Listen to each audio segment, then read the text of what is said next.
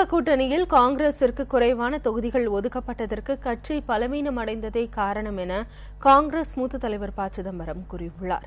புதுக்கோட்டையில் நடைபெற்ற கட்சி நிகழ்ச்சியில் பேசிய அவர் விரும்பிய தொகுதிகள் கிடைக்கவில்லை என்றும் அதிருப்தி தெரிவித்தார்.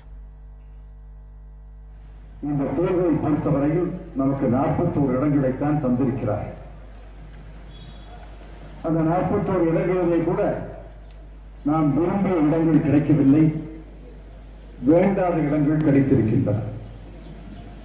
இந்த 41 இடங்களில் யாரை வேட்பாளராக நிறுத்துவார்கள்?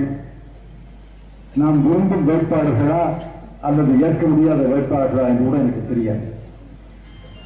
ஆக மொத்தத்தில் கூட்டி கழித்து பார்க்கும்போது இறுதியிலே மகிழ்ச்சி இல்லை என்று சொல்லிவிட்டு ஒதுங்கிவிட முடியாது. மகிழ்ச்சி இல்லைதான், ஆனால் கடமை இருக்கிறது.